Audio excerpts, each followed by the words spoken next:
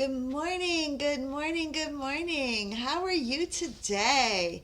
It is Thursday, one more day in the week.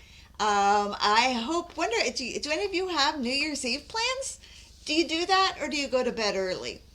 We go to a friend's house, to my brother's house usually. But we always laugh and say that we celebrate 3 hours early. So we celebrate New Year's Eve by saying that 9 o'clock is midnight. And at 9 o'clock, we count down 10, 9, 8, 7, 6, 5, 4, 3, 2, 1, and we pretend like it's midnight so that my husband and I can drive home before midnight actually hits. We're just getting too old for that. We're just not New Year's Eve stay out all night type people. We never were, but that's usually what we do. However, to this year, good morning, Gayla. How are you? This year, we are having family come to our house.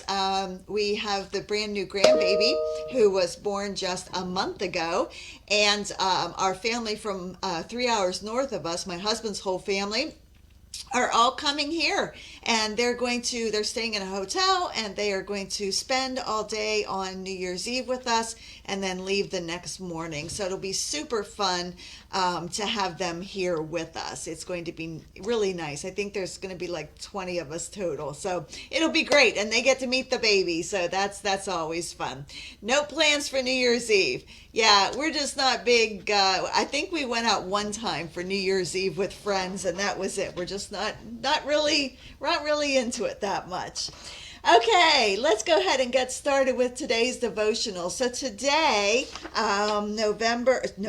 December 29th, our scripture verse is John 17:13. And I use the bless method in doing my Bible study. And if you're not familiar with that, it's just a system that I came up with on my own. Sorry, I'm looking for a paper here. It's a system that I came up with on my own that because I noticed that I had a pattern in always using the same type of system to do my devotionals. And bless stands for, the B is for the Bible verse.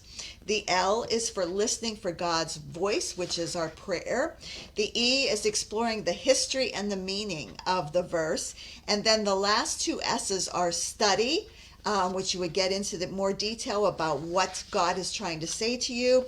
And the last S is summarize, and say how that affects your life, and share it either in the Facebook group if you'd like, or you can keep it to yourself. Totally fine too. I am good. Let's see, Melinda. Hello, how are you? So today's verse is John 17:13, and it says, I am coming to you now, but I say these things while I am still in the world, so that they may have the full measure of my joy within them. So yesterday's scripture, we had John talking about the Word becoming flesh and Jesus being born. Today's scripture is Jesus talking to his disciples during the Last Supper, right before he heads to the Garden of Gethsemane. And over again, you see passages in the Bible where the disciples just don't get it. They don't fully understand what Jesus is talking about. They have sort of a delayed understanding. They don't really get it until after his death and resurrection. So he starts out saying, I say these things while I am still in the world. He knows that his earthly work is almost over, but the work of the disciples is just beginning. So he's praying over them before he sends them out into the world, and he wants them to take his joy with them. They don't get that he's leaving. They think that they still need Jesus with them in order for their faith to continue growing. But Jesus is explaining to them that their faith will grow even more when they are faced with difficulty, because Jesus will be waiting for them. He will be there for them. So 3 times while they were in the upper room, he talks about wanting them to have joy, and not just any joy, but he wants them to have the same joy that he experienced with his Father when he faced difficult times here on earth. And that's what he wants us to have. his joy. As we go through all these different trials in our world, and we are definitely going to have trials, he wants us to remember that during the difficulties is when our faith grows even more. We can't control the challenges that we'll face, but learning to overcome them will help us grow in perseverance and stamina and in our faith. The stronger, the more we count on God, the more we count on his comfort and his joy will help us get through all of those difficult times that we will be having in our life. I pray for you today that when you are faced with difficult times, that you will lean on God.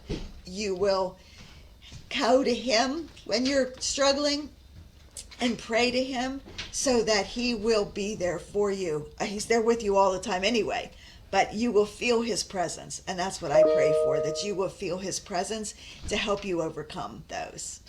Okay, let me know what you thought of this scripture. What did it mean to you? Several of you have already completed your journal pages today. Make sure you're using the accountability post. Every day we have an accountability post. Just a real quick done. To heart it and say done. You don't have to share your journal pages if you don't want to, but it's a great way to stay accountable. I'm going to have a post up probably, let's see here.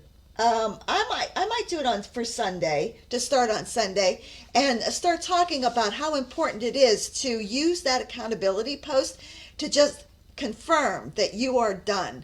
And maybe we'll make it a goal to have so many people say done on that accountability post and make that a New Year's resolution. How does that sound? What a great resolution to have, isn't it? Okay, thank you so much for joining me. I'm so glad you're here. If you're watching this on replay, please go ahead and type in replay in the comments. I see there are 6 of you on live with me today. I'm so glad you're here. Let me know who you are. I love to know who is watching this live. Make sure you heart the video so we know you've seen it.